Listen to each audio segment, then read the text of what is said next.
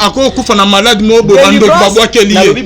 Pasteur akufi na sida mobo bando babwa kelié. C'est possible si les pasteurs ont délivrance. Mais lorsque Paul Azoba que celui qui vit en moi est plus fort de celui qui vit dans le monde. Jésus-Christ est plus puissant. Mais la délivrance par le nom de Jésus. Ni pasteur oyo lobi ko pese délivrance malade ya famille à kino keza katinaye mais Jésus a katinaye a sauvé. Azuita ko luka délivrance était. Pasteur ako kufa na malade mobo bando babwa kelié.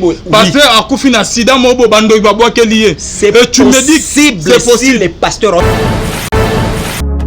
Bongola meso mwene fongola misu omona pe fongola matoi oyoka sango ya mituel misunga oyo eyeli bino bakongole nyonso oyo bobelaka bamaladi ya ndenge na ndenge oyo bozali pe na makoki ya kozwa basoin de santé te ezala awa na mboka na biso to pe na libanda ya mboka na biso mpona yango esengeli koyeba kaka ke na $5 na yo ya pamba oyo okobanda kofuta chaque fin ya mois okobanda kozwa basoin de santé awa na mboka na biso même na libanda ya mboka na biso soki maladi na yo esengi bongo pe check up okobanda kozwa yango chaque semaine kaka ndenge yo moko olingi ya kosamba pe tembezali te bino moko botala mama Colette oyo azalaki kobela kasi maladi na ye esengaki ke akende kozwa soin de santé na libanda ya mboka tala ndenge mutuel misunga ezwaki en charge na nyonso kobanda Kinshasa bino moko botala ndenge azali komata pepo awa na aéroport ya Njili destination bondimela ngai Afrique du Sud mboka ya Mandela précisément na Johannesburg wapi tango akitaki logement na ye ya qualité ezalaki na maboko ya mutuel misunga bino moko botala condition pardon ya kosamba kutu ezate e bongo check up na ye na Afrique du Sud to pe ba examen na ye evalaki kaka na maboko ya mutuel misunga bino moko botala ndenge babali kosala ye contrôle ya nzoto donc maladi nyonso oyo avalaki kobela ebimaki pe emonanaki misunga asungi mama azongi nzoto kolongono boyoka bino moko ndenge mama alobi bandeko soki botali na ba image elongi ya malade ndenge nazalaki na lelo esengo vraiment nami monaki vraiment ondire naza soki wapi ba séjour na ngai banda na yaki ti lelo vendredi nazoyebisa bino très bien bomoni mwa elongi na bongi muke kutu bato babi par rapport ndenge oyaki na lelo changement pena po l'air wana so botali ba image na ozala kaka na kitamba na mutu moi écoute vraiment na se maquiller ezate à partir ya lobi na butu ti lelo naza vraiment très bien mutualité misunga mokili mobimba mutualité misunga international kaka ndenge bomoni mama Colette ba soin de santé na ye esimbi yo pe ovali kolanda biso soki ovali bana ya mboka soki ndeko na yo abengo na Kinshasa ke azali malade komitungisama na yo te benga kaka mutualité misunga na numero oyo ndeko na yo na Kinshasa atovali na poto ye akozwa ba soin de santé à l'aisement calmement sereinement po mutualité misunga ezali wana tala kosamba na yo te kobanga na yo te komitungisa te luka kaka bandeko ya mutuel misunga ezala maladi nini ovali kobela epa na bango okozwa solution lokola mama Colette azwi solution na ye kaka na $5 ya pamba oyo afuta na misunga ememi eti na Johannesburg na Afrique du Sud na mboka ya Nelson Mandela eske na mutuel misunga tembezali ezate. Shalom, shalom, bien-aimés dans les Seigneurs. Merci na binonyo sto bozola na biso bonzambe na bonzambe lola ezo futa simana anto ya bakenzama boto kwaye wapi na masa zo sa biso. Un grand merci aba oyo basutena musalo et là je vois le pasteur Feza Missia la bouche autorisée de l'Éternel depuis Zurich na filo mukwaya motema vivence de homo depuis Londres na mama Gisèle Lukelo motema papa Emmanuel na Boston pe na frère papi Konge na l'homme de Simangolo topé sombote sikozola na biso bonzambe na bonzambe lola ezofuta simana anto ya bakenzama boye to kwaye elisus wapi bien-aimé et dans le Seigneur na émission le to ya minani to zali na prophète Marquis to me kosola ba moi masolo moi mingi eko zala vraiment bien comme un peu kolobe la ba pratique ezo salama na corps du Christ bien aimé ndenge moko na ba makambo ezo salama to mona kutumoko ya prophète na otanga komote azala pe fils spirituel ya prophète moko azala na limité na première OK akena ko sa l'église na ye mais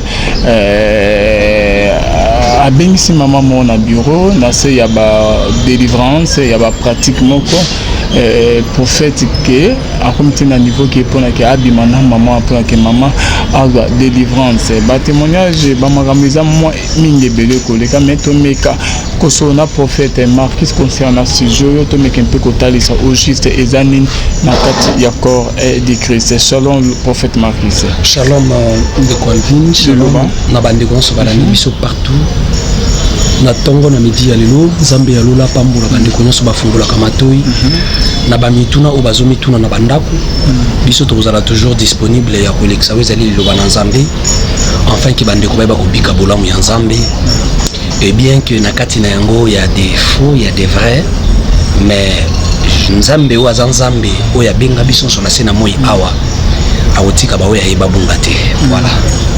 OK, prophète Marquis Bando Bazola na biso de partout concernant la pratique OK comment ça dans l'église ou commenter sur événement ou tel pour salama événement ou salami ezali événement moko ou ezali kakate que na église wana il y a plein des églises où ba makambo izo continuer ko salama mais nakanisi que lorsque bozoka ke basokoli mwasi ya batu basokoli pasteur wana abangite asali yango abangi même pas justice.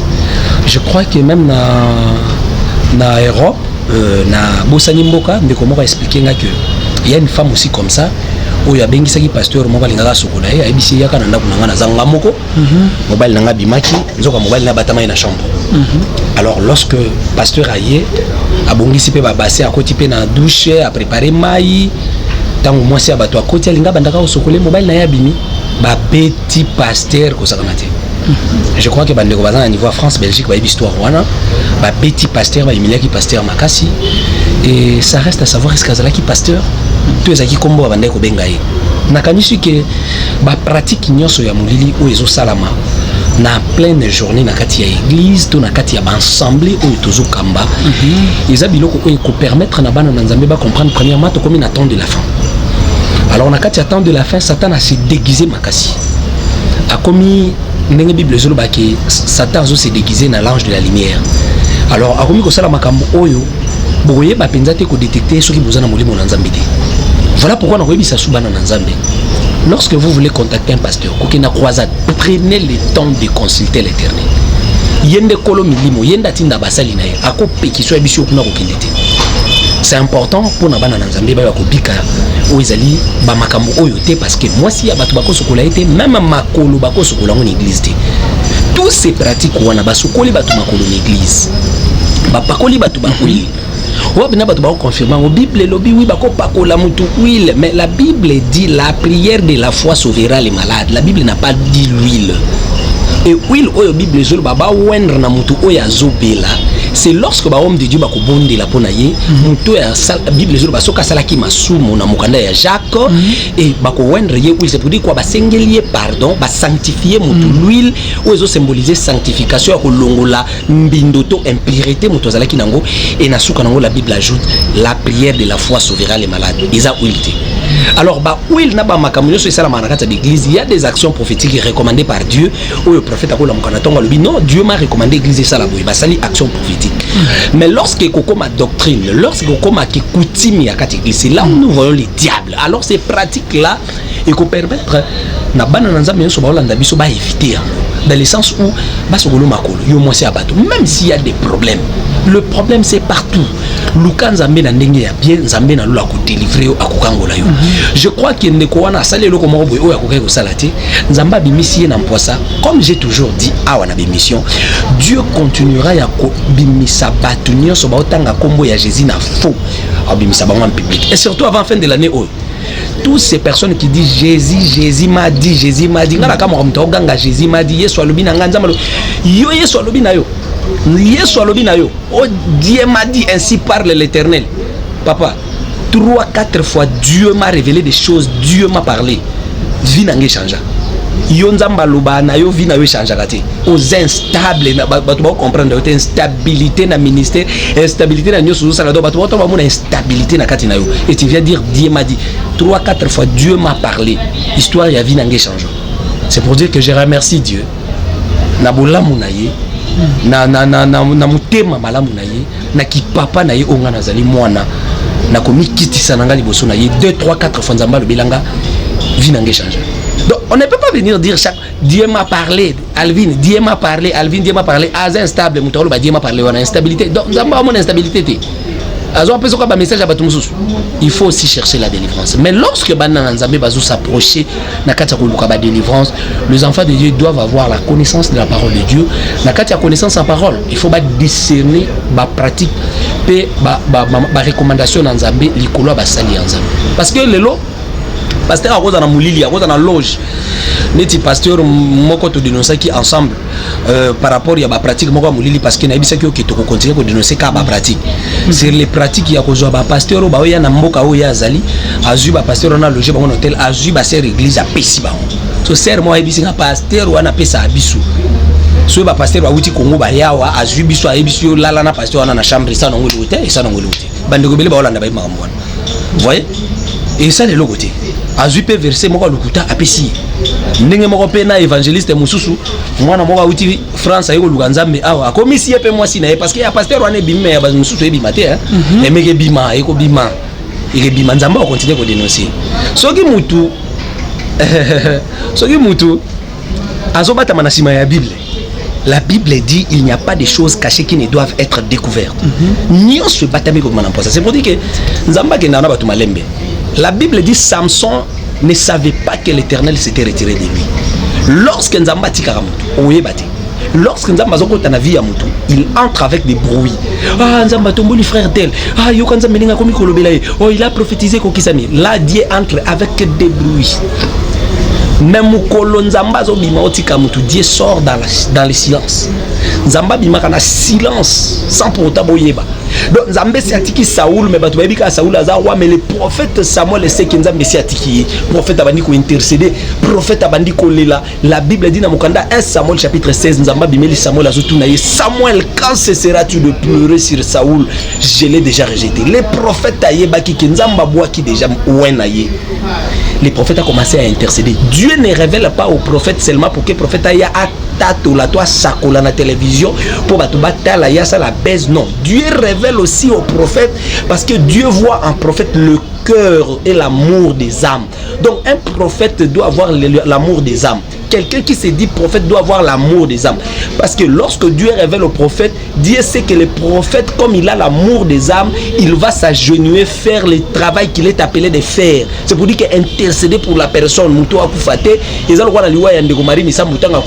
il y a des personnes qui sont venues avec des prophéties qui viennent dire c'est la sorcellerie. Vous êtes un prophète. Est-ce que Bissot a besoin de Koufa? Il fallait intercéder pour ces personnes. Samuel a intercédé pour Saoul. Samuel pleure. La Bible dit, dans Mukanda 1 Samuel chapitre 16, l'Éternel dit à Samuel, quand cesseras-tu de pleurer? C'est pour dire que Samuel n'avait pas cessé de pleurer tant qu'à mon équipe la décision de il continue de pleurer. Papa, papa, Boaki Saoul, papa, Seigneur. C'est ça le travail d'un prophète. Merci beaucoup l'homme de Dieu, prophète Marquis Efrata, Bando Bazo dans l'abysse de partout. Par rapport, il y a les locaux autour ici, la pratique et côté de l'église pour que délivrance, pour que l'obique. Est-ce que dans le moment il y a Bible pèse là? Oui, dans l'ancienne alliance. Il y a des choses où Salama qui par rapport à la Bible. Dans la nouvelle alliance paix, ils ont makambo Salami par où ils ont penza ba pratique. Net Yesu ko mabele ko chamwa na mobali na misu avec la moni. Les actions prophétiques, Salami mbala moko et ko comme sikoyo pratique habituelle était to coutume. Donc comme ils dit maman moko neti maman o na tindela ki o témoignage abiki na sida. Je t'avais envoyé le témoignage. Tango yenza mbalo binangai abwa kabanti viruana. Pesaye mai na pesi mai na bondeli pona ye akasa l'examen c'est des bungité to koti ba service nazana ba service moko na sala kaso ikawana na moni komi très difficile muto amona loboko na nzambe te nazana bana moko ona senga bango pa ba parents na bango bazana 12 ans 14 ans 16 ans baza bana mo bayibi mibali te to kinaka na bango na service moko a jeune na bana basi na mibali baza basi na mibali mais basi nde baleki mo ebele na kati ya service wana na kota na bango prière so na moni kawana e umeli trop intercession nga babondeli e umeli na kiti na intercession wana privé o wana kota kapenza ka donc to koti na intercession na bana wana baza vierge to bandi na bango prière to bondeli nzamba pesi biso orientation na ye na bondeli pona mama wana kasa l'examen si de bungi patron na ye za pasteur patron ni place à sala a informa quand même pasteur aka ebisi patron memie na musala na bango basali examen si de bungi eliko lo bateke sko batu nyo so babando na église fona pesi mai mai na zuba mai na tina cher mai au $50 mai au $10 c'est là le diable wana ezomona na pina ke satana si akoti et quand la pratique te wana na sali ponza mba recommander donc action prophétique ezalaka onza mba ko révéler prophète salaboy mais kotika la coutume na kati église parce que batu bakobika kaka na kombo ya Jésus la Bible dit les salis la délivrance tout au nom de Jésus-Christ Jésus a pas mbaté lorsque ezaka Jésus il faut faire très attention Jésus-Christ parce que Jésus bazebele nous parlons de Jésus-Christ Yesu mopakola mais Christ qui veut dire ouais biso to lo bela Christ ouais to lo bela Jésus tout compter pour Jésus basé belé. Merci beaucoup bonzambe na bonzambe lola izo futa termine nyonyo le lola mdeli to zo bela délivrance de loi et des esprits diaboliques délivrance de loi pardon numéro bani non to zo bela délivrance de loi et des esprits parce que souvent to bengana ba démon moli moi célibat sera ya zo balate pasteur abisi za moli moi célibat fukama ba bondeli pona abalikate mutu misala esimba te babise non c'est un esprit à pauvreté lié na kati ya famille na yo oui réellement famille est cause à l'esprit à pauvreté bato babongaka te maintenant faut aller plus loin ko luka ko yeba esprit o ezuma kasi ya kokota wapi parce que esprit ezozwa force lorsqu'il y a des lois donc ezalo kwa na mboka awati na mboka aba pesi ordre ke ba taxi ne se comme jaune basu ba policier ba tena ba arrêt de bis so bomoni bis moko zo ke ni gambela et que bis wana eza na couleur jaune te boka ngango lorsqu'il y a des lois c'est là où les esprits ezozwa makasi na vie ya bato c'est pour dire que yo komona ka ki naza na esprit ya célibat na obala te mais na famille na bino eza na loi o ezolo ba ki bato bako balate donc déjà à travers loi wana esprit siko ya célibat yekoti lorsqu'esprit ya célibat ezokota yekota ka epanote il peut arriver pe kenza basalo ngolu obali mais le la loi ezali loi ekota la cercle maintenant makasi na prière loi ekota mobali nda bandi ko sala kindumba soit mobali nda ko les lois établies na kati ya mabota les lois établies sont des lois diaboliques na kati ya mabota nyoso o ya des lois établies mais ceux qui causent na Jésus et loi wana ezana pouvoir monter sur yo pardon ceux qui ko yamba Jésus c'est la nzambe est-ce que loi wana ezala si na pouvoir monter sur yo ceux qui yambi Jésus ozana nzambe na lobi ozamwana nzambe ozamwana ya nzambe après avoir accepté Christ il y a un grand travail à faire qui s'appelle la délivrance donc vous acceptez Christ mais il y a des lois où vous devez chercher la délivrance yango moni même les prophètes Samuel lorsqu'azo lela pour Saoul 1 Samuel chapitre 16 nzamba ebisie ne pleure pas tika kolela lève-toi prends ta corne remplie d'huile va chez Isaïe les Béthélémites car j'ai vu parmi ses fils celui que je désire pour roi nzamba tindi Samuel et pas ya papa Isaïe acha David mafuta Samuel abisi nzambeli yonde nkolo mokili mais tu sais que ce qui n'a qu'à Saoul a eu qu'au bomanga parce que en Israël loi ezala qui tant que roi oazo exister bako cha roi musuma futati wana prophète abangi loi atuni nzambe ce qui n'a qu'à bako bomanga loi ya mokilo zo loi spirituelle je pèse net exemple na Bible papa merci toké net que Saoul azali mutumabe ayami Jésus akutana Jésus il a été délivré est-ce que balaki c'est côté musa bango kolukati alongo la loi ya famille mais na lobi boye lorsque zoyo ka Bible zolo banabiso na mukanda ya Matthieu chapitre 6 verset 9 ozokita délivre-nous du malin lorsque Jésus dit que ça la prière ya que tous à la délivrer à délivrer sur maboko à Satan lorsque on voit les diables on voit tout ça dans nakati ya système diabolique il y a des lois il y a des condamnations il y a des paroles prononcées nakati ya mabota o bato bazobika lorsque okuta famille bato bazobika une même vie donc baza na kati système de vie. C'est pour dire qu'il y a des lois. Au moins il y a des lois, mais yo ce que na Jésus oza comme exceptionnel comme on mérite quand on vivre quand na ba loi wana te landanga na yo baza na kati ya Jésus Christ. Mais parmi bango il y a ces personnes oyo bazobika azokufa na maladie ya diabète papa na ba wana c'est qu'il y a mané Jésus tazama na nzambe te. Tu es sûr? Ouais. Tu es sûr? Les autres que Jésus que vous tous qui êtes chargés et fatigués, boyez pas non, je vais vous donner les repos. Voilà. Ce que ozo olobani par là que oyez pas Jésus mais ozo kufa na maladie mobo ya famille bacha. Merci. Koto wana on to comprendre le lobate. Exact question qu'on comprend le lobate. Exact question. OK bino bolingi bo bakisa na na Bible ezali na Matthieu 6:1 to bani. Yesu azolo babo lorsque vous devez prier na Matthieu 6:9. Notre Père qui est dans le ciel. C'est pour dire que lorsque vous priez, vous devez d'abord reconnaître que c'est votre Père qui est dans le ciel. Là, à étranger. Mais lorsque vous allez même reconnaître que c'est votre Père qui vous a sauvé, qui est dans les cieux, que ton nom soit sanctifié, que ton règne vienne après Jésus dit quoi? Délivre, nous dit. Du mal. C'est pour dire que le diable délivre biso na maboko à Satan. C'est pour dire que lorsque ça les peut-être na ba OK ba yaki na pas Jésus. Yo lingo peut-être en cas il y a Pierre a un problème. Il a délivré du sous. Tant qu'il a mis Jésus. Tant qu'il a mis Jésus. Après, na kata réunion Pierre a salagini. Avant ti ba yeko le bina bango lelo de bezo koya. Yesu akotika bo Pierre atomoli musa. Yesu atunye nini? Atoy papa. To tiki nyonso to landio. To zwani. C'est pour dire qu'ils ont compris que nous ne sommes pas délivrés. Financièrement, ils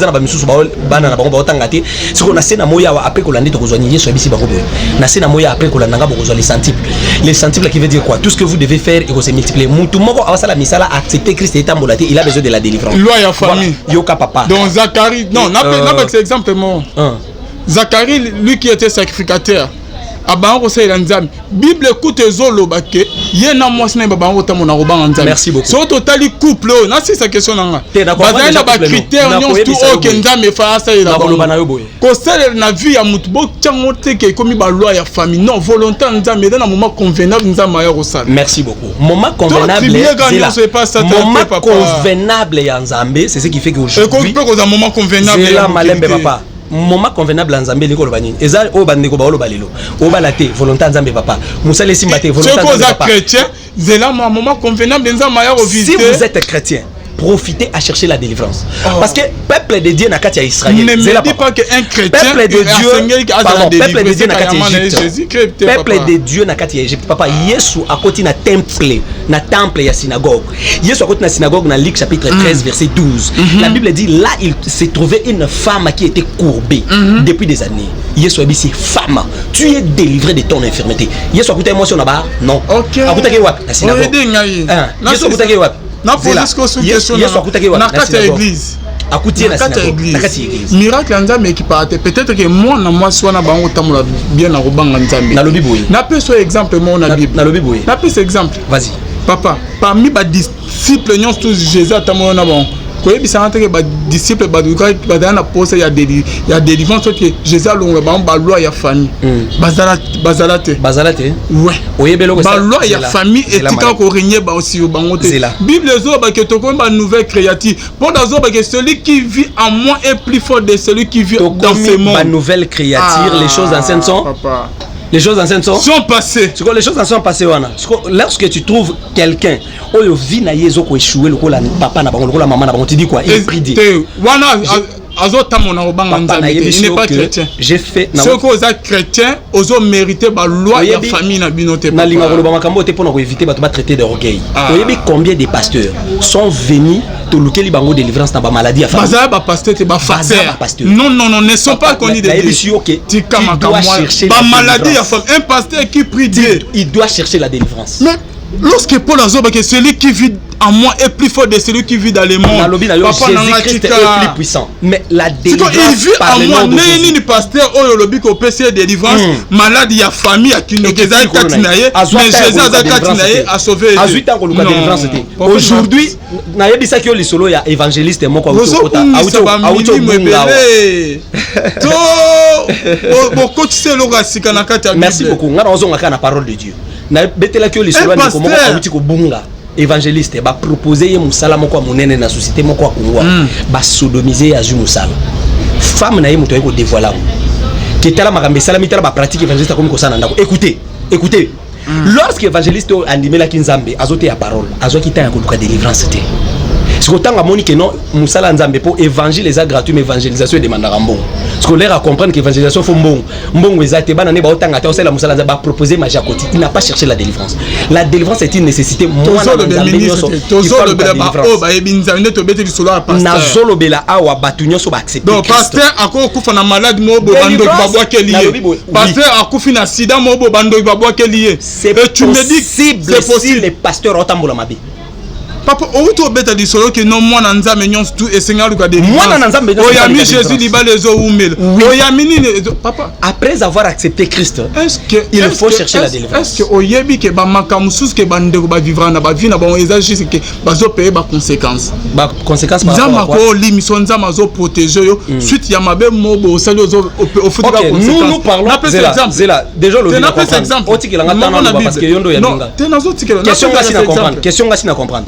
Mona répondre. Aduna moi ça soldat na. Asalamuka une fois. A prier nzamba limiter mais a payer conséquence na moi na wana o babota na moi soit. Yango na lobi boye. Ko ba kasi papa. Lorsque ba to ba ko payer ba conséquences. Merci beaucoup. Yonde muto meminga na ba conséquences.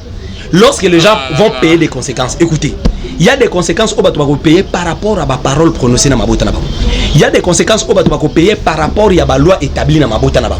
Parce que mutunyo soit accepter Christ, il faut comme à mesure ya ko luka délivrance pour et permettre y abika une vie. Depuis que na bando za boete. Na lobi boye. Ezali ba ko si na magie. Papa. Au côté pe na ba kabal juif. Na lobi no question de kabal juif te. Na yebi biloko wana te na linga rappel ko tanga ko na bango te parce que na ko koma kuna te. Na Elisa azalaki na poste de délivrance. Papa. Paul azalaki na poste de délivrance. Na ko kene na Paul na Élysée te.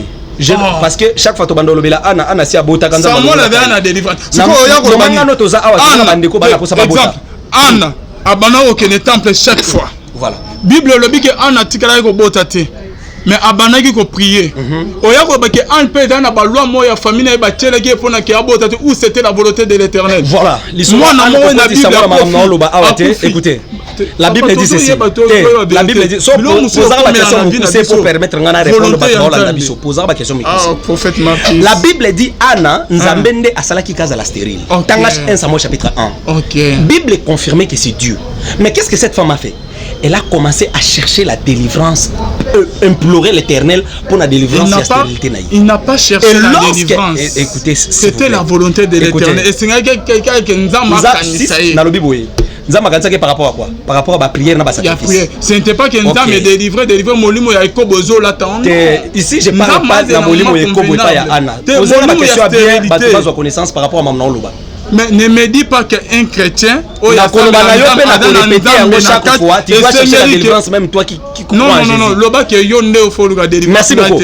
Moi j'ai déjà Jésus-Christ, je suis déjà délivré, j'ai pas besoin de délivrance. Si tu as Jésus-Christ me protège. Si tu as Jésus, tu es délivré. Ouais.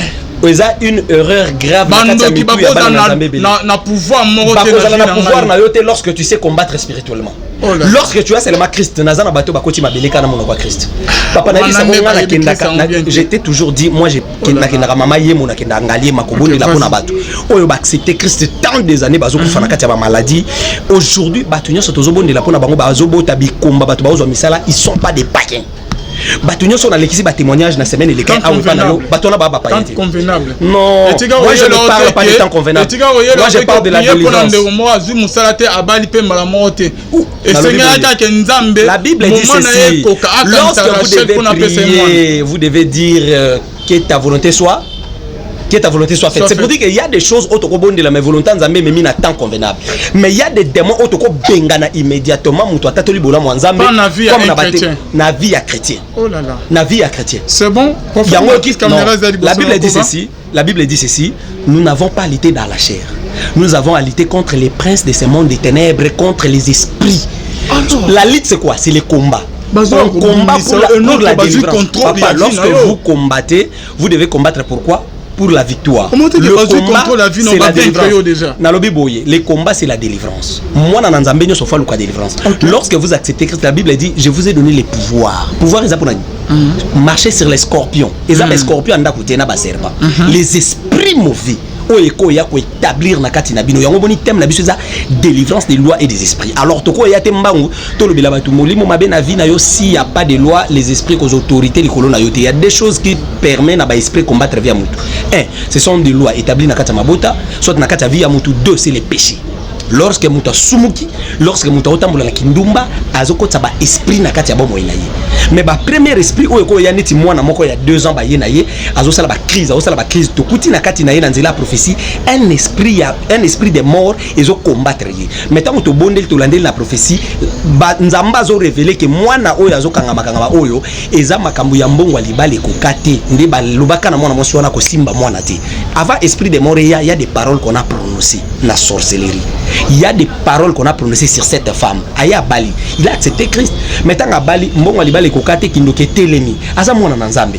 Na kati wana, yo ebite ke babuka ki pelwa parce que libala wana baboti mwana na kati ya libala nyongo. Allez, et ça une porte où permettre que ba esprit kota mwana wa bandi ko sala ba crise. C'est pour dire quoi? Lorsque vous acceptez Christ, dans la relation noir sur blanc dans la Bible, que tout le monde, qui n'a pas de problème, Jésus a délivré Bango. La délivrance est une nécessité. Israël, dans l'Égypte, Pharaon a payé loi, a payé ordre. La Bible dit dans Mukanda, il y a Exode chapitre 1, verset 8, si je ne peux pas aussi me tromper. Exode chapitre 1, verset 8. La Bible dit, un nouveau roi parvint au pouvoir en Égypte. Le roi qui n'avait pas connu Joseph, il dit à son peuple, voilà les Israélites forment un peuple plus nombreux et plus puissant que nous, allons montrons en habile vis-à-vis de lui, empêchons-les de devenir trop nombreux car en cas de guerre, ils se joignent à nos ennemis. Écoutez, Pharaon a opé sa ordre na peuple na ye, alobito kendeto empêcher peuple à Israël na kati mboka na biso, po bazoko ma ebele. Pharaon a kende kokota na ndaka bana Israël était, mais directement lokola ordre pesa mi pa na roi, la Bible dit les supérieurs qui bénit l'inférieur. Donc bato ba supérieur ba pesa ba ordre na kindoki, ceux qui pe baza supérieur na monde ya molili. Et parmi les hommes, parmi les gens qui sont supérieurs, nous avons nos parents, ils sont supérieurs. Yangwana apôtre Paul Azoloba, nous n'avons pas lutté de la chair contre les esprits et les princes, contre les dominations, contre les autorités. Qui sont ces autorités? Parmi les autorités, ce sont aussi nos parents. Ceux qui papa zana kindoki ako condamné banane ako chaba loi ako pesa ba ordre vie abani komi bloqué. Ceux qui pesa ordre moko pesa mana clan to na mboka. To epesama na kati ya ethnie na bino parce que il y a des personnes ba souffrir na ba maladie wana na ba problème wana na oromona même bandeko na biso ba bima na province mona boy kotanga komo pour éviter ba polémique oromona ke bandeko wana ato bengani molimo a pauvreté kati na yeto kobosa na ko bengana molimo a kindumba te donc c'est connu que bango ba kanespia impudicité oromona bandeko na biso musuba na province moko awa na boy kotanga kombo bango batanga ka mingi ils ont des diplômes baza ba intellectuel moko kuta na kati ya loi ya province wana bazala ba esclave basala ka misala ba cirage ko sukula batu basani na ndaku. Donc au moment que même na départ ethnique clan au bango babimeli il y a des lois et ba loi wana batu nyonso ba accepter Christ baza sauver na kati na yango mais parce que baza sauver ce qu'il faut ba luka délivrance parce que okuta batu o bandimeli penza mbe na kati ba clan wana au moment na penza ka koti libala moi c'est libala bonde la kanzambe mais réclamation il y a loi il y a ethnie na bango to ya clan na bango réclamer ba kangi na kindu. Merci prophète. C'est pour dire quoi? C'est pour dire quoi? C'est pour dire quoi? C'est pour dire quoi? Exhortation nanga ezalaki yo poser nga ba question ebele. Exhortation nanga ya tongo lelo ezali pona ko yebisa bana na Nzambe que la délivrance est une nécessité. Bako bengana na kati na yo molimo ya kindumba te. Soki balandeli na onte ba yeba qu'est-ce que nini lobama na kati ya famille. Peuple de Dieu baza na kati ya Égypte. Bazo vivre souffrance morale. Peuple de Dieu bazo vivre souffrance conjugale. Israël na kati ya Égypte ba célébrer ki mariage était. Israël na kati ya Égypte bazwa ki kimiate. Israël na kati ya Égypte ba tonga kité. Israël na kati ya Égypte ba mona ki loboko ya Nzambe te ko pesa bango repos. Parce que babande ko vivre esclavagisme et il y avait des lois na kati ya Égypte oyo Israël fallait ki ba obéir. Et na kati ya ba loi wana ba tia ki ba militaire ko tia bango ba corvée ko pesa bango misala ya makasi. Écoutez bien mes dans le Seigneur, lorsque vous travaillez obimaka na tongo ozo sala et enfin na pokwa na fin du mois ozomona te côté mbongo na yo ezokende ko welela ko bengana molimo ya pauvreté te ko welela ko bengana molimo ya maladie te. Il faut aussi vérifier ba loi nini lobama na kati ya libota okoya ko comprendre que s'il y a des lois ezokangaka yo te. Il y a d'autres de tes frères aussi qui prient parce qu'il faut tout le babongo po ndeko aluka chaleur.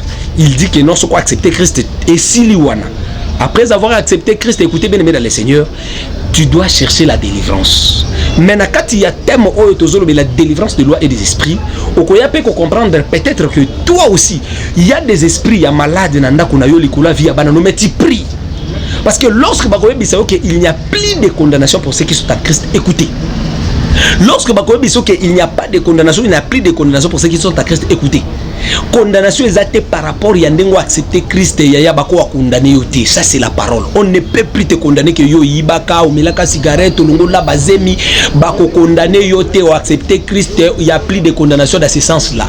Mais dans le sens où obimi na kati ya famille oyo mama na bino ateka binoneti ndeko moko azo bisanga bi papa biso mama mtateki biso. Abandi ko mabiso na ndako moko nganga parce que azalaki na mbongo ebele basukula biso pour na protection mais depuis mama kufa biso bana basi 6 ata moko azu libala te to babotisi biso na mibali ba sundoli biso na bana biso sotozo souffrir bande ko na bisa mibali ata moko abalite. Écoutez bien dans le Seigneur ba accepter pe Christ ba sali ba sacrifice ba bondeli ba gêner mais ba luka ki délivrance te. Mais lorsque délivrance est continue na kata libota ba bandi ko luka nzambe siko ya délivrance ba bandi ko bele la siko armée na nzambe kita parce que l'apôtre Paul dit revêtez-vous de toutes les armes spirituelles.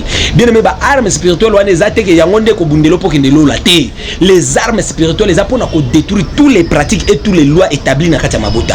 Sont des choses oh yo ko mona na kati ya mwana na yo. Yo ko mona ka mwana na esprit malade. Mwana na esprit kindumba mais peut-être ça na loi ya famille na bino lobi ke bogolé la bana te. Maintenant le kola baloba ki ke bogolé la bana bobotité. Maintenant ba kozwa esprit ya impudicité ba tcheli kola vie ya bana oyo. Ba zo esprit ya gang, esprit ya kuluna ba tcheli kola vie ya bana. Ozo remarquer que bana bazo zo ba décision mabe bana ba sala makameke ndeli bosote bana no bazo ko échouer na mabala. Écoutez bien dans le Seigneur. Sont des lois établies. Na kati ya Égypte, peuple de Dieu bazo vivre ba loi o ezalaki établie. Ba célébrer ki mariage était. Bazalaki na souffrance morale, souffrance conjugale. Peuple de Dieu bazo souffrir na kati ya Égypte. Écoutez bien dans le Seigneur. Lorsque Moïse même azoya, nzamba lobi na Moïse que Moïse peuple ofoba bima. Moïse azobota mayemo d'abord akuti ordre pesami lisusu ke babo mabana mibali nyonso. Et Moïse c'est l'image ya Christ. Yango moni même lorsque Christ azobota maba mage ba moni étoile. Directement Hérode a pesi ordre babo mabana mibali. Mais Moïse Christ ba toucha qui était parce que Moïse peut ba toucha qui était. Voilà pourquoi maman Moïse a ke bomba ye pembeni ya mai. Et mai o ezo symboliser mokili. Voilà pourquoi Christ peut tango abotami Joseph na Marie ba memakiye nanu na Égypte.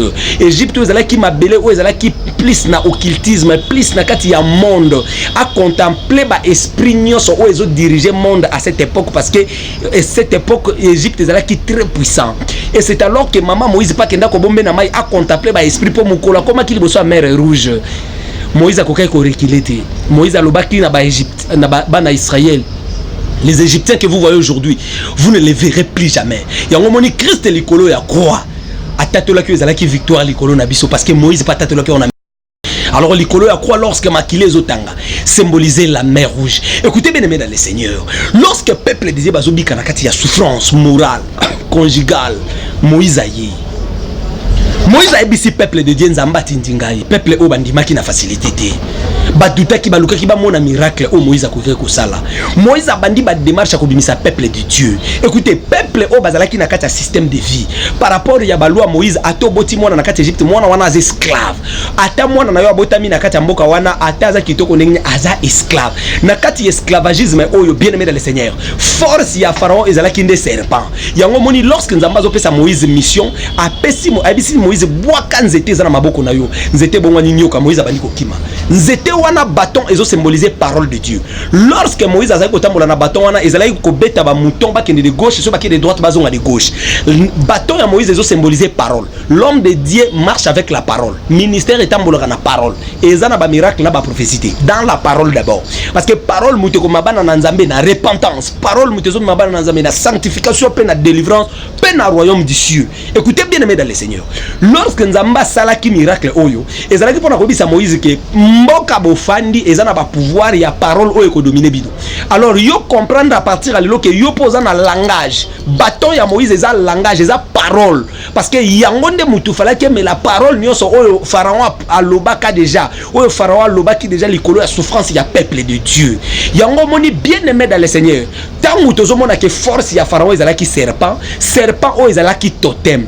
totem c'est l'emblème protecteur symbole d'un clan parce que bato belé le bazape na kati ko vivre na batotem oyo papa biso to liaka nyoka te biso na coutume na biso baloba boyete parce que parmi ba loi wana nyoso loba me pesa ma ya des esprits où ils ont contrôlé bino donc il y a des esprits où ils ont contrôlé famille il y a des esprits où ils ont contrôlé libota il y a déjà des lois parce que to kolobela ke na kati ya esprit en dehors ba loi il y a des esprits où evandi na kati ya vie ya batu na vie ya péché donc mobile no na kindumba na ye akutana mwasi moko andoki alokote esprit moko akotana ndako bokauki alokote esprit moko mwasi na alokote esprit moko na kindumba esalaka ke ba esprit kota mais ba loi nanu tozana na partie ya ba loi parce que na kati ya ba repentance to kolobela ba esprit o ekota na vie ya péché pour mutu so comprendre ngapé peut-être en dehors de la famille je na commettre une erreur parce que écoutez bien mes dans le Seigneur la repentance ezali délivrance te vous pouvez vous repentir oko ya liboso mosala nzambe papa na yiba na boma na longola bazemi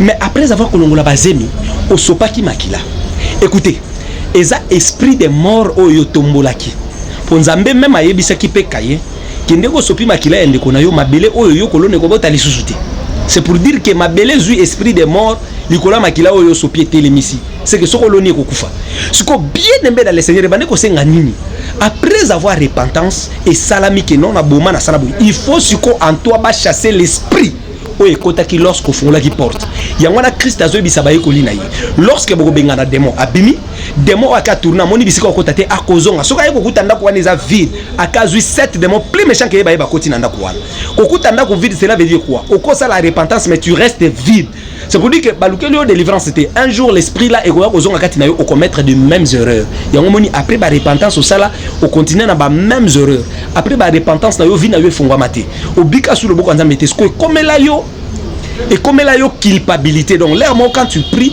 au moment makamno esimba te tu te dis ah peut-être que za likambwana na salate ya mobali abatu un moment tu te dis mais na stubela ke pas pasteur ki ngandi non problème c'est que après la repentance il faut service moko de délivrance et landali kola vina yo pobika bola mo nzambe nzambalo la pambola bino partout bozola d'exhortation peuple de Dieu bazo bika na kati ya totem force ya pharaon ezalaki totem totem c'est l'emblème protecteur symbole d'un clan tokolobe la clan te soki tomoni ba tribuna ba ethnie parce que na kati ya clan ezalaka toujours na centre moko oyo abate la clan donc na clan wana en centre ezalaki pharaon le pouvoir vénéré par pharaon ezalaki serpent onde ezala mwana nyoso ya Egypte ezala ya mwasi ya mobile azana serpent nayi bazaki na pouvoir na bango donc bazana ba langage na bango. Écoutez bien aimé dans le Seigneur. Peuple de Dieu peut bazalaki na ozalaki bâton nzamba pesa ki Moïse ozo symboliser parole de Dieu. C'est pour dire qu'il y a Moïse il y avait la parole. Yango moni même lorsque Moïse a douté ko kende na mission nzamba lobi na OK lokolo zo banga po zo bégayer, tu vas aller avec ton frère Aaron. Aaron c'est l'image du Saint-Esprit parce que il y a d'autres choses oyo homme de Dieu a ko révélé mais Saint-Esprit a ko révélé. Et il y a des écritures aussi oyo komama lokolo ba code oyo wapi les prophètes bakendaka ko révéler, les prophètes des ministères bakenda ko révéler parce que le Saint-Esprit azalo ko la ron yé muta ko interpréter lorsque Moïse azo bégayer, Moïse azo tâtonner, Aaron azo ko interpréter. Lui c'est le Saint-Esprit, l'image du Saint-Esprit. Écoutez bien aimé dans le Seigneur. Lorsque peuple de Dieu ba komi na niveau oyo, ba komi ko vivre ce souffrance. Bazo botabana, bazo travailler pour na ba magasin à Pharaon. Bazo tonga banda ko bango ba kufanda te. Bien mais lorsqu'il y a des lois, vous allez remarquer que bozo bondila. Mais même bande ko bazo bondila, même au ba accepter Christ, même ba ko ba sala nzambe na famille. Bazo bika toujours ba blocage financier. Bazo bika toujours ba blocage, ba instabilité na ba domaine moko songolo. Écoutez bien dans le Seigneur. Na moment où ozo senga luboko na nzambe kita et délivrer yo. Na moment où ozo senga ba chasser kaka esprit mais les lois elles allaient changer. Parce que lorsque bien aimé il y avait l'ordre des Perses et des Médès na kati ya capitale ya Suso, ordre wane lobaki boye Mardoché na Aman bazu incompréhension pour Mardoché aboy ko fukamela Aman. Aman a commis lettre. Ba pesi ordre ya koboma ba Yuda nyoso. Écoutez bien aimé dans le Seigneur. Pour annuler les lois, il y a ba Perse oyo komamaki, oyo wapi komamaki na nzela ya Aman. Qu'est-ce qu'on a fait? Esther a ke kolele pa ya roi. Alobi na roi. Ordre o epesa mieko boma bandeko na ngai tala bandeko na ngai baza pembeni ya liwa roi atali balobi merci na signaki nzambe si a signaki ba para bazali ba autorité ba parents o ba boti biso bazali pamboli nzamba pesa bango déjà pouvoir ya ko bénir pe ya ko maudire. Dieu ne peut pas changer même obotami na papa ya ndoki. Même si le prophète te dit que ton père c'est un sorcier, écoutez bien dans le Seigneur. Papa na yo oko combattre été, maman na yo oko pimele lo kwa koliati. Parce que ce boké même la justice en Nzambe, tu n'as pas raison. Na kindoki na ye abanda ko zipayo avant kendo loka. Avant que le loka amelisa ki yo libeli. Mais lorsque yo ba yebisi ko pas prophète que maman na bino azandoki yo bengi ba grande sœur na yo. Boya grande sœur prophète abinanga maman mutaluka kabiso maman ko souffrir to ko sombele so lambate. Na yebisi yo que même la justice en Nzambe ozana raison te okomi maudit. Lorsque maman no akolela po na kozangelo ko kolia yo zolia po ba yebisa ko kazandoki okomi maudit. Pe vina yo et baby. Alors bien aimé dans le Seigneur, on continue ko sungaye physiquement, mais spirituellement yé aloka ki yo ayoka ki mawati. Spirituellement teki ko bota libala no ayoki mawati. C'est pour dire que spirituellement prière makasi faut ça en fait que yo bimana kati ya système de vie oh. C'est pour dire que faut l'attaquer, faut qu'on attaque. Écoutez, bien aimé dans le Seigneur, lorsque Esther a yé liboso ya roi, a se plaindre roi lobiboye, na ko changer li sous-souté. Mais faveur na ko sala bino yango. Bino pe besoin papier, boko mape loi o eko permettre bino bo défendre vie na bino, vie abana na bino, pe biloko na bino. Écoutez bien aimé dans le Seigneur. Et comme un moment o wapi, baloba maloba likolo na yo, baloi mususu pe sa malikolo na yo par un homme de Dieu rempli de l'esprit de Dieu mandaté par Dieu. Pourquoi bien aimé dans le Seigneur? Na kati ya dossier, na kati ya makambo ekomamaki, na kati ya loi o ekomamaki. Roi yebisi Esther faut koma mukanda o eko permettre bino bo bikabola mwanza. O eko faire défendre bino vie na bino pe vie ya bana na bino. Esther abengi Mardoché bakomaki mukanda o bande ko défendre vie na bango. Na mukanda wana bango pe bakomi roi apesi na bayu d'autorisation, bien aimé Nzambe apesi biso autorisation de défendre nos vies, la vie de nos enfants. Kotika la wana te papa na accepter Christ et tout. C'est tout accepter Christ bana no bazo échouer. C'est tout accepter Christ 40 ans musala malongezate. C'est tout accepter Christ vie na yo yango makambezo bloqué. Bando bandi ko bondela sanctification yango. Zambalola pambola ndeko moko abengi nga bisinga pasteur. Avant na kota na église onazali, zambalola pambolé na mboka zali. Azape na sia makolo un bon pasteur parce qu'a témoigné bisinga papa na mboka na nga place nazali awa nazobondele pas pasteur moko na moni loboko nzambe vraiment. Mais avant na Kinshasa na bando bondela na couple moko Matei biso pena sanctification, ba biso pena sanctifiez-vous beaucoup mona loboko na nzambe. En tout cas to se sanctifier na kati nango moko mi balé to mo loboko na nzambe. Mais lorsqu'on regardait la vie du pasteur, vie ya pasteur o azote ya sanctification, azokauka, bato ya azosambela, bazoke ne kopesa badi mais pas bato mususu, bato bazobika na église wana, bazosuka kovanda wana te bazokende na bango, vie ya pasteur ezokauka, abisinga papa na lali na butu mo nzamba azobisanga na yebisa pasteur aluka délivrance.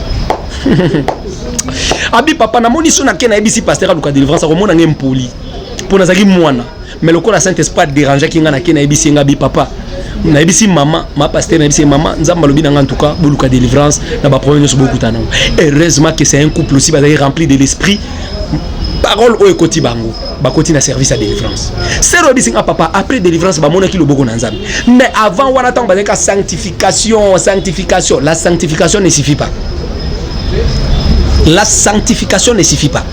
Un homme qui s'est sanctifié intègre devant l'Éternel comme Job.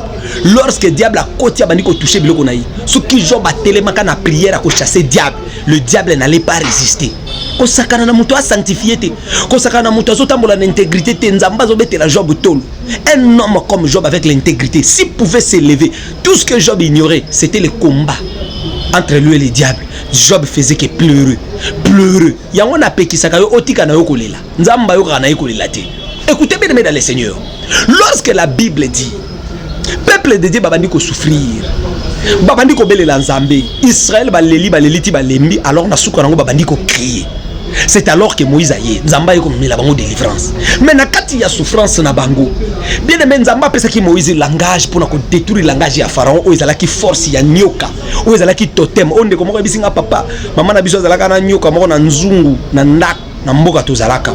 Depuis na ya na mboka nazali awa na libala nanga bana nyonso bazemi nanga nyonso sopanaka. Avec sopana na bande ko lota nguma jusqu'à ce que je vis un pasteur o ya bonde lipo nanga. Zambalola pambola tous ces pasteurs là. Oyo bazotambola ko banga nzambe ko bonde la pona batu bamona loboko na nzambe. Que Dieu vous bénisse. Nzambe wana kanza musala nyonso bo sala.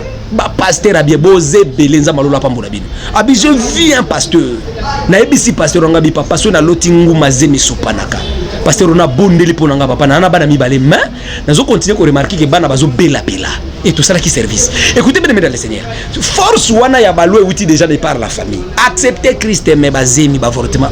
Frère, sœur, ba avortement nyoso salou, bana nyoso ba koza na ba pasteur, ba koza na ba ministre, ba avortement nyoso bana nyoso bazo kufa yo. Kotika la wana te papa nga na ndimela Yesu, oza condamné. Loi ya famille ezo réclamer yo, il faut téléma. Comment on a ba esprit de mort avec Kota. Tala, bien mesdames les seigneurs. Lorsqu'il y a des lois beaucoup bongaté na famille bako telemisa même ba esprit o eza lokola ba esprit neti peut-être esprit ya pauvreté pasteur a détecté oui c'est là nous ici mbaté esprit pauvreté mais esprit wane uti na loi ekotinda ba esprit échanger même ba forme okomona pena que esprit ya pauvreté ye koteli patron na yo aza chef abanda na compagnie na vayo azo yina yo pour rien otelobi mais chef azana mbongo likanga ngana ina compagnie na simana yi azo yina ngapo na a combattre yo ti olongwe musala yete yo kotika la chef fose kazo kiltiste amoni étoile na mbala muso étoile na yo ya monita zo kiltiste te l'esprit ya famille no italika yo komi na compagnie wana ndenge ni bino baloba boko bongate ba talisko na compagnie nanya ko longolo musala so kaza faible ba côté au moni que chef moko ayini yo muninga moko combattre yo or eza na loi na famille na bino zo commander ba esprit e banda ko landelo yango moni misale baby libale baby tout ce que tu fais ezo beba koto na bible na monoko écoutez bien mesdames les seigneurs peuple de Dieu bazo bika souffrance conjugale et morale. Moïse aïe, Azu Aaron baké pas Pharaon. Écoutez bien aimé dans les seigneurs. Lorsque bazo comme pas ya Pharaon, bien aimé Pharaon acceptait qu'il n'y ait son emballement côté. Même na kati ya lopango ya Pharaon, il y a des Janès et Jambres qui s'opposaient à Moïse. De Timothée chapitre 3. Et comme akama kamba lo bana to mona na Bible té. De Timothée chapitre 3. De Timothée chapitre 3 verset 8.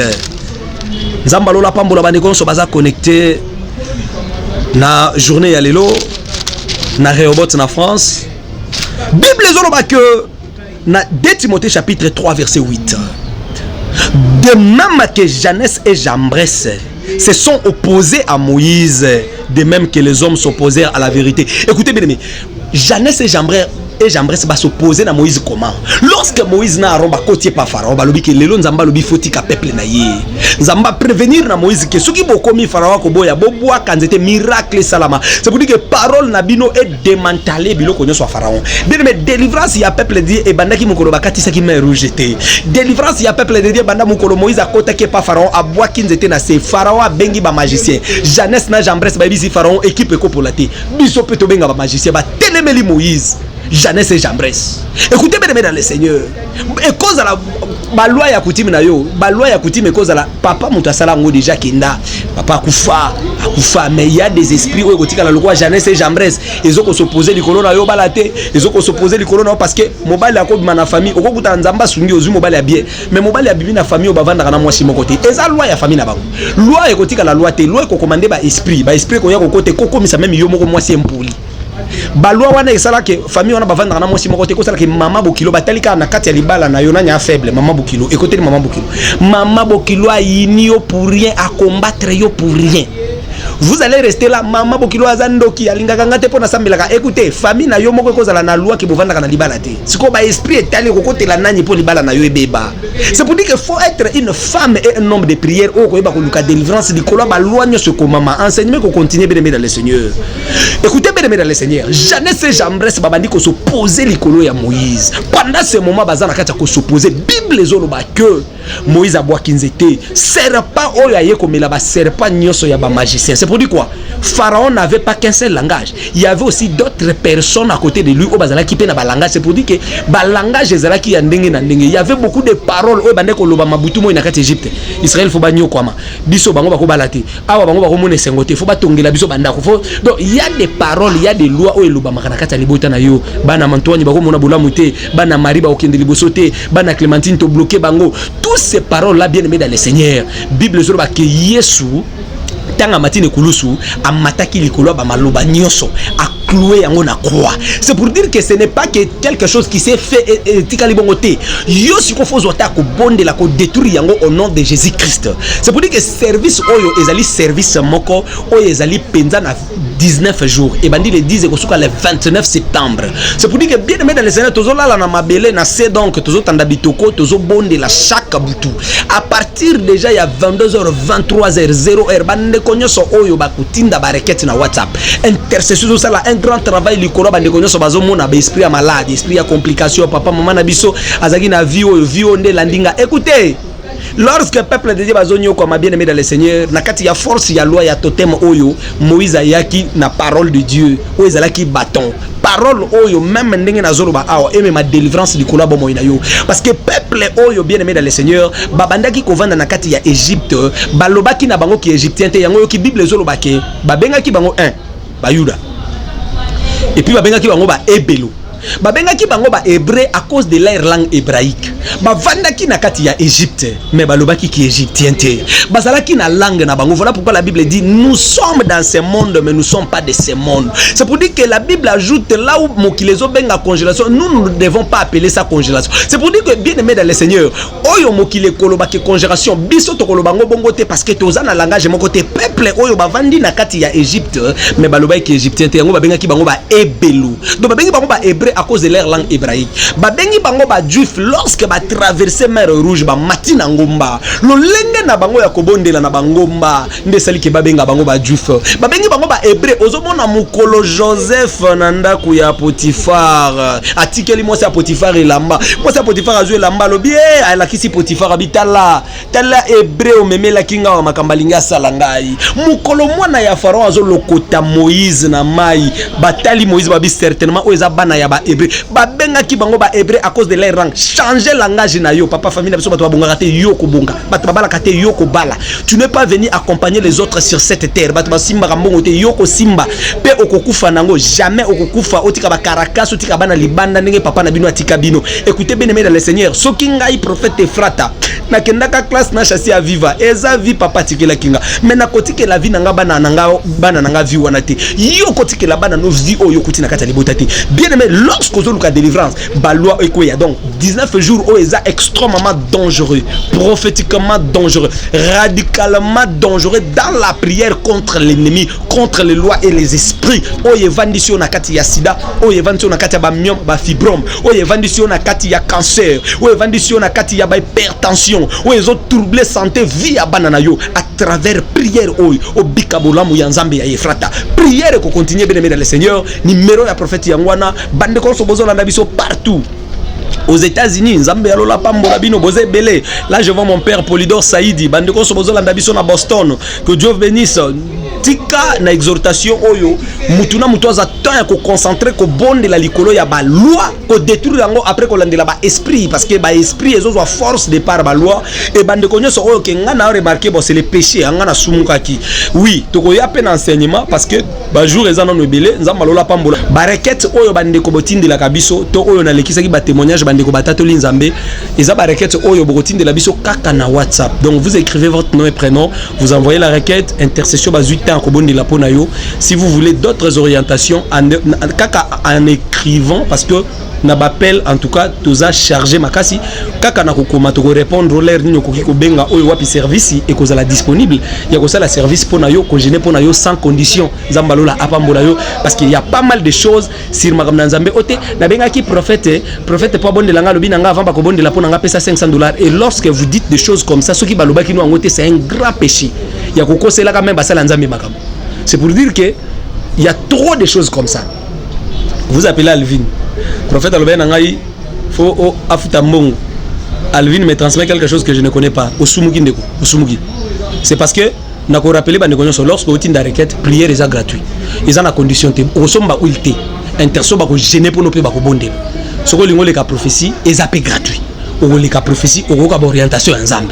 C'est pour dire que Nzamba lola pambola bande ko so na okota pena là dedans te butu ya lelo bande ko so bolande biso na tongo na midi na poko lelo Nzamba lola pambola bino mama Marlène Nzamba lola pambola yo nabana robot nyonso na France nzambalola abika akota na bitumba oyo nyonso boza na kati ya ko traverser nzambalola apambola bandeko nyonso baza na niveau ya Brazzaville na Lubumbashi na bosani binote na Bakongo na Matadi bandeko nyonso bozolanda biso na Kinshasa na kati ya Washington na kati ya Angleterre Londres partout Afrique du Sud que Dieu des impossibles apambola bandeko nyonso les hommes de Dieu nyonso oyo bozo confesser Jésus Christ comme Seigneur et Sauveur oyo pe na kati ya ba église na kati ya musala bozo sala bozo pesa pe temps na kati ya repentance délivrance pe royaume d'ici nzambe alola abosa na basali na yete o baza partout dans le monde oyo pe na kati ya ba église bana nzambe bazomona loboko na nzambe. Moi le prophète Ephrata je vous dis merci pe numéro ya prophète yangwana pona bandeko bakozanga te komituna kotuna ba mituna numéro yangwana donc ko benga na yo tuna mutuna ko koma na yo question soki ya neloko dérange tu peux écrire le numéro est là pour ça na ko bonde la pona bandeko nyoso boza ko bika ba esprit diabolique na kati ya bomo ina yo simba place ozoka mokongo pasi simba libumu na yo mutozo bika ba règle douloureuse ya kindoki simba libumu yo mutozo botate zwa ba dossier na yo mutu mikande za bloqué yo mutu balaka yo simba kate yo mutage zo poussa na yo mutozo bela zwa ba ordonnance toucher yango ezala na foi na prière na zo sala. Éternel Dieu de ma vocation, de mes alliances, na pamboli papa nous sommes qui connecté na mission haut à partir du moment nazoloba awa par le mandat que tu m'as donné, Dieu des impossibles de ma vocation, abikabo lamu pe miracle, azala délivrer na loi pe na ba esprit se compliqué bon moinaye au nom puissant de Jésus-Christ de Nazareth. Amen.